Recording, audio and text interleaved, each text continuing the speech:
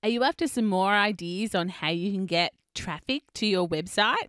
Well, this is definitely the episode for you because I'm going to be talking about 20 innovative ways to get more traffic to your website. Come and join me. I would love for you to listen in. Hey, welcome to the Small Business Made Simple podcast, brought to you by socialmediaandmarketing.com.au. Being in business is never easy, but it can be simple, or at least simpler. Join me, your host Jen Donovan, every week where we focus on marketing, social media, and working towards simplifying your business. You with me? Let's do this. Gonna dream it big, 'cause someone out there listening. Everyone's got a voice to give, and it's time I heard you whistling, 'cause there's no point at all, in dreaming small. Hey there, my podcast family. Welcome to episode 66 of the Small Business Made Simple podcast. Thank you, as always, for lending me your ears today. I know you have lots of choices out there, and I sincerely appreciate you making me one of them. If you're a first-time listener, then super welcome to you. I'm so pleased that you've landed here. I am your host, Jen Donovan, and it's my job via this podcast, social media, and just about everywhere else I hang out to make your business life simpler. Because business can be lonely, it can be hard, it can be complicated, and it's rarely easy, but it should be simple, or at least simpler. So that's my commitment to you on the Small Business Made Simple podcast. One way I can help make your life a little bit simpler is by having my group, Like-Minded Business Owners. It's pretty much a one-stop shop for getting answers, mixing with other small business owners and networking, sharing your expertise, and getting rapid-fire answers for any questions that you might have around social media and marketing. If you'd like to join, or if you haven't joined, go to Facebook and just search Like-Minded Business Owners, or of course you can come to the show notes at socialmediaandmarketing.com.au/66 and find the link there. This episode was actually inspired by some wonderful followers I have on Instagram, including the lovely Louise from Floral Harvest. So shout out to Louise. I reached out to my audience on Instagram last week and asked them, what do you need to know now? What would really help you right now? And the answer that Louise gave, as well as Sam from CoverDrum and Mina from SMR, they all answered, I'd like to know how to get more traffic to my website. And ta-da, that's exactly what we're talking about. Some tips and tricks on how to do exactly that. For those listening in real time, it's the end of March and we are almost in lockdown from COVID-19. A lot of my clients have either closed their businesses altogether, pivoting their businesses as we speak to try and survive, or at the very least, they've reduced their hours of operation drastically.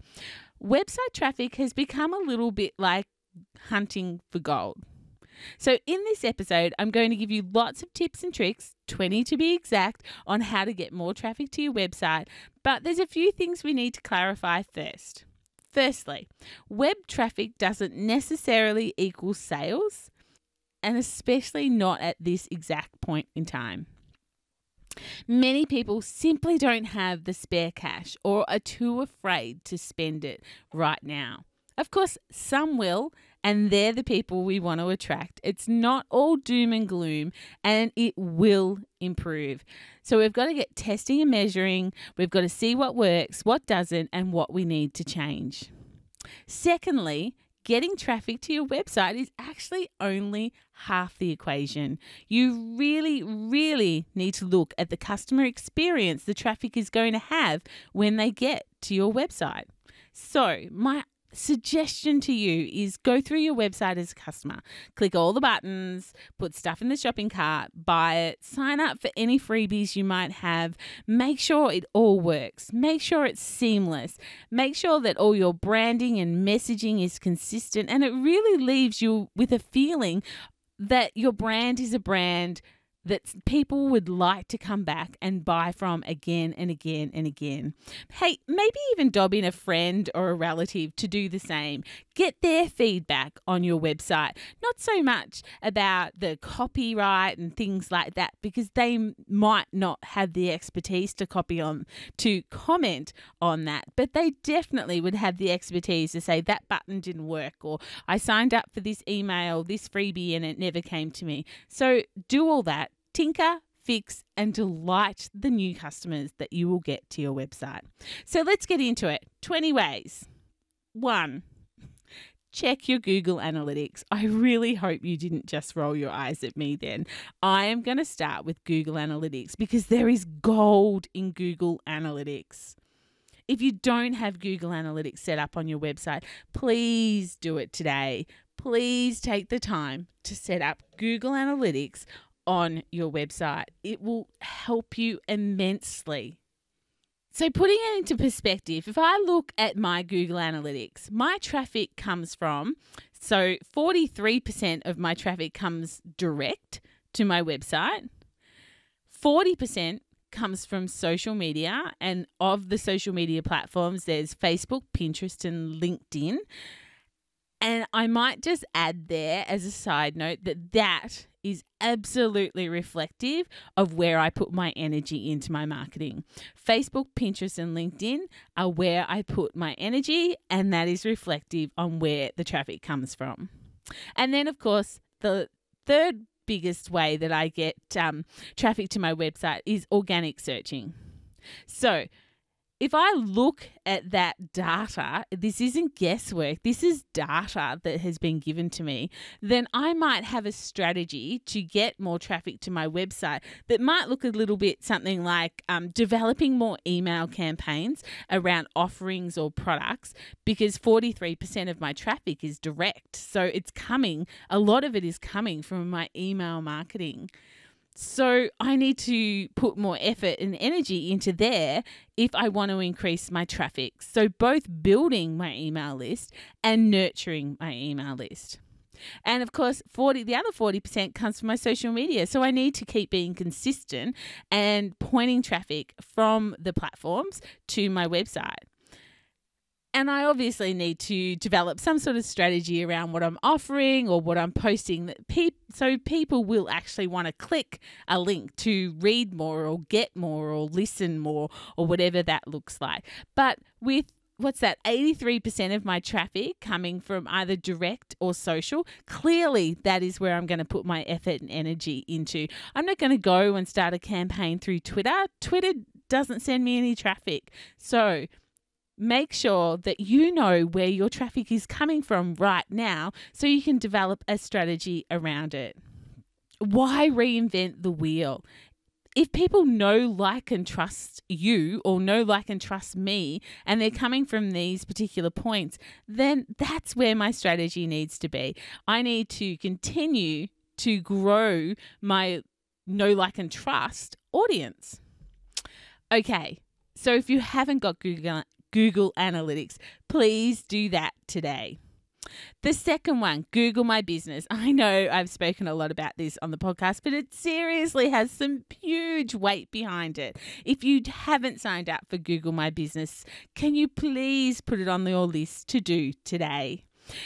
Or if you have signed up, but you haven't filled in all the boxes, or you're not using it like a social media platform, then again, please start doing that. And what do I mean when I say using it like a social media platform? I'm meaning posting it often and doing it consistently.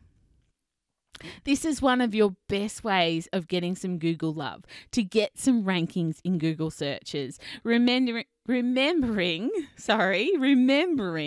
that the more you love Google, the more she will love you back. And of course, statistically, having an optimized and well-used Google My Business listing actually is 7 times more likely to have visitors than an incomplete one, or one you've set up and you never actually post to. Number 3, engage more online. Put more energy into communities. Community is 100% the key to social media. Mark Zuckerberg told us that, which probably must be over 2 years ago now. He said that he wanted to put more algorithm towards people who were building communities. And I have absolutely no doubt whatsoever that this is the case.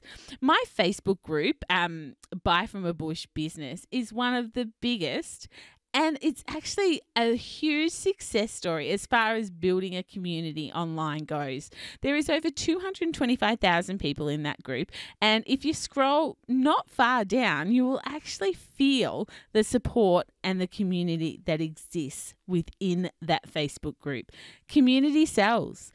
And that's not meant to be a bad thing. It's just a reality. So why does community sell? Because we buy from people who we know, like, and trust. And how do you get to know, like, and trust someone? Well, you hang out with them. And in this case, you hang out with them online.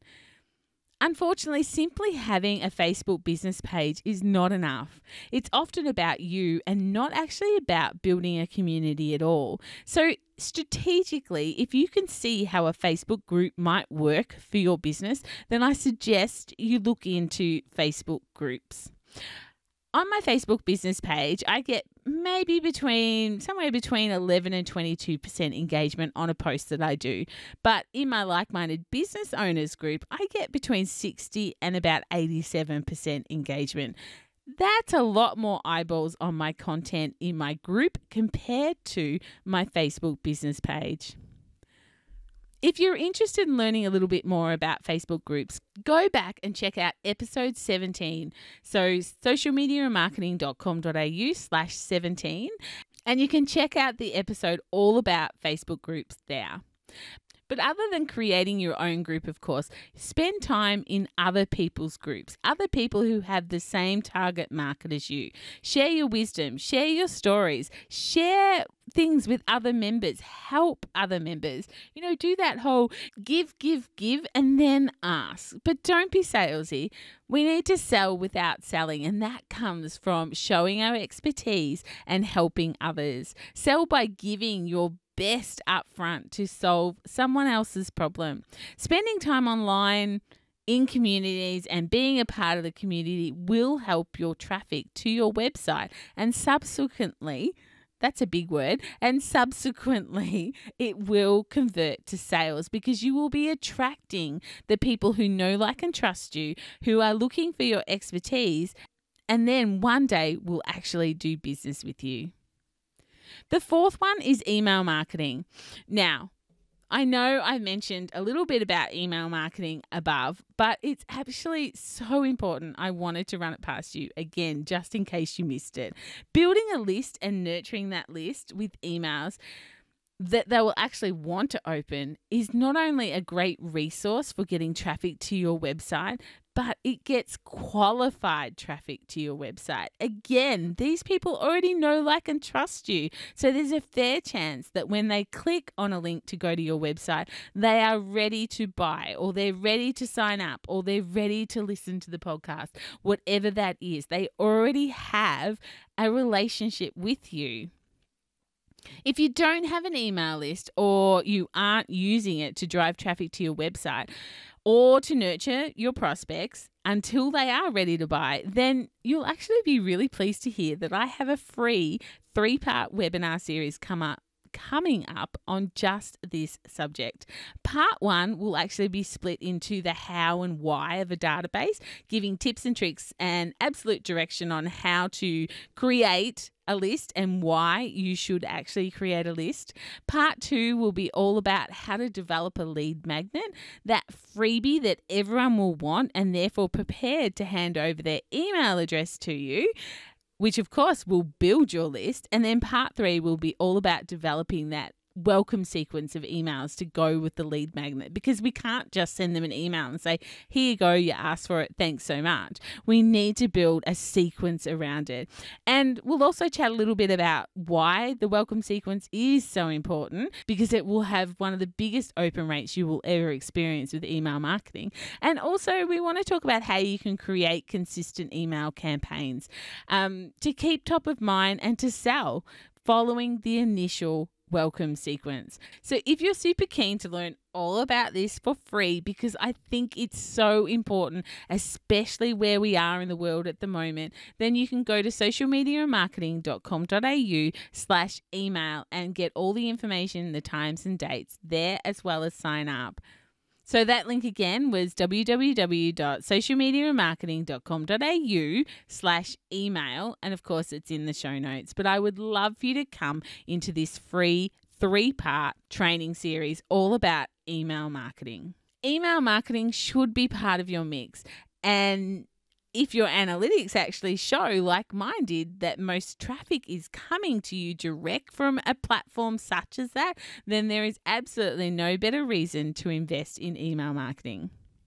All right, moving right along. Number 5, post content to LinkedIn. LinkedIn has become much more than the means of finding another job. The world's largest professional social network is now a valuable publishing platform all of its own right, which means that you can be posting content to LinkedIn on a regular basis, which is going to boost your traffic to your site as well as increase your profile within your industry and your expertise. This can be said for probably most social media sites, but if you do have a great LinkedIn profile and it's up to date and it's current and you're posting content to it, it does seem to rank higher on Google than any other social platform. Number 6, and just a heads up, I'm not going all the way to 20 with this amount of explanation. So I'm just doing 7 and then I'll rattle off the next lot because otherwise the episode would go for hours. But I'm more than happy to help explain anything you might want to know more information on in the Like-Minded Business Owners group. So you can head there with any questions or queries you might have. So number 6 is link internally. We hear a lot about backlinks to our website, which is people linking back to our website. But we don't actually hear a lot about how great linking internally is to help with our rankings. The strength of your link profile isn't solely determined by how many sites link back to you. It can also be affected by your internal linking structure. So when creating and publishing content, be sure to keep an eye out for opportunities for internal links. This not only helps with SEO, but also results in better, more useful experience for the person who has actually come to your website to read something. And of course, user experience is the cornerstone for increasing traffic to your website. So what do I mean by internal links? So for instance, if I had these, well, not if I had, I actually have, on my website, I have these show notes, okay, for episode 66. But within these show notes, I've actually linked to a few other podcast episodes. Like I've linked to episode 17, which was all about Facebook groups. I've linked to the podcast. What other ones have I linked to? Goodness me. I've linked to a few others. I think there must be a few coming that I've linked to. But that's what I mean about internal linking. So if you were reading this as a blog post, then it would have all these other links that would lead you to other places on the website. So that's an internal link. And it really does help with the user experience, which of course, as I said, is the cornerstone for increasing traffic to your website. Google loves the fact that you can get people to your website that will stay longer and therefore you will rank higher. Number 7 is all about competitions and giveaways. A really simple way to drive traffic to your website is through competitions and giveaways. This can give you a really quick boost and also reward your followers as well. You can host giveaways on social media or through your email or through both, but the idea is that you are pointing traffic to your website to get them to sign up to the competition or to sign up for the getaway. And implementing a strategy like this can be really simple. All you really need to do is these 6 really quick steps. Decide on a platform you want to host your giveaway. So, you could talk about the giveaway on multiple platforms, but the idea is you point the traffic for the sign up to your website. Choose a price, select the criteria. How will you select the winner? Write the ad copy, create the graphics, post and promote. It can be as simple as that. The way to use a competition would be firstly to grow your email list, and then having all those wonderful new people on your email list that you can send really content-rich emails to, which again point to your website, or to host the competition on your website, like I said, and they sign up. And while they're signing up on your website, you are encouraging them to explore other very relatable pages or sections of your website. So you're giving them more of a user experience. So they just don't go there to sign up. During the sign up process, there are other things you are offering them, a reason to stay and explore. Again, we're looking at that user experience. We're wanting people to come to our website and stay even longer so that there's more opportunity to get them to buy something while they're there. Okay, so that was 7 ways. So the next lot of ways I'm just going to run through in much shorter form, because otherwise, like I said, we will be here forever. So other ways that you can get more traffic to your website. Number 8, what's in your email signature? Is there a link to your website? Or is there a come and read my latest blog, or see the latest fashion, or the hottest product for the month of April? Or is there both? So thinking about your email signature, you send out so many emails every day. What is in your email signature that points traffic to your website or to your social media, which in turn points them to your website?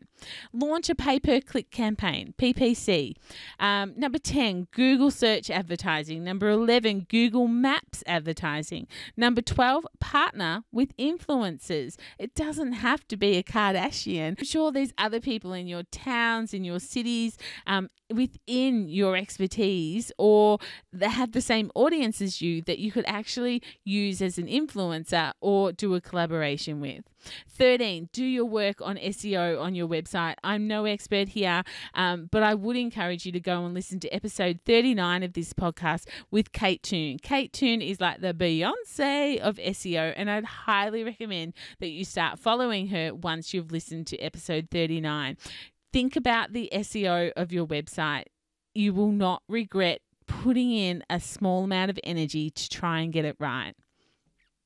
Start a blog, or do it consistently if you are already writing a blog. Make them keyword rich, or start your own podcast. I'm really happy if starting a podcast is something you've had on your mind. I'm really happy for you to reach out to me personally and ask me anything about starting a podcast. I've got you listening, haven't I? And I'm up to episode 66, so I must be doing something right. More than happy to help you wherever I can. Get outside your comfort zone. So number 15, get outside your comfort zone and guest blog, or be a guest on someone else's podcast that has the right audience for you. They will share your website, which then will bring you more traffic. Invite others, of course, to guest blog for you. Build links in and out. Get listed on online directories. And if you're already listed on online directories, go back, check your information, make sure the links work, and make sure it's all as up to date as possible. Number 18, social media ads. Number 19, retargeting ads. And number 20, write irresistible headlines in your copy, in your emails, in your captions, in your social media posts. Have a listen to episode 23, which was all about the power of a headline. The link's in the show notes if you want, or just go to socialmediamarketing.com.au/23. It's absolutely worth a listen, and because an irresistible headline will increase the likelihood that someone will be reading what you are putting on social media or reading your emails, and of course clicking then to your website, which will be your call to action in what you've done. So there you go, 20 ways to point traffic to your website. Some of them were paid. The vast majority of them were organic, though, just taking time, effort, and energy, but not necessarily cash to point traffic to your website.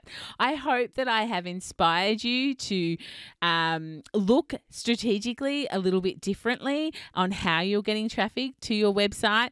I hope that I have inspired you to perhaps get out of your comfort zone. Hint, hint, become a guest blogger, or become a guest on a podcast, or reach out to some other people and ask them to guest blog for you. That's really hard to say, guest blog for you. whatever it is, whichever one has tickled your fancy a little bit, please test, measure, tweak, change, try again. That is what marketing is all about. Of course, that is all for episode 66. I will be back next Thursday with more marketing know-how and another great episode to really help you simplify your business in 2020. I hope that you are enjoying this podcast. You've come this far, so I'm assuming you have enjoyed this podcast. I would love you to subscribe, maybe leave me a rating and a review, or even share with a friend, another superstar business owner who's doing the daily grind, who would really appreciate someone making their business life a little bit simpler. Anyway, my small business peeps, I will see you next week on the podcast for episode 67. In the meantime, let's hang out on social and get social and social, or you can, of course, drop me a DM on Instagram. I would really love to hear from you. But as I say at the end of every episode, whatever you do, remember, my small business peeps, as my opening song says, there is no point in dreaming small. No time like the present. Tell like you feel it, say it proud, be true.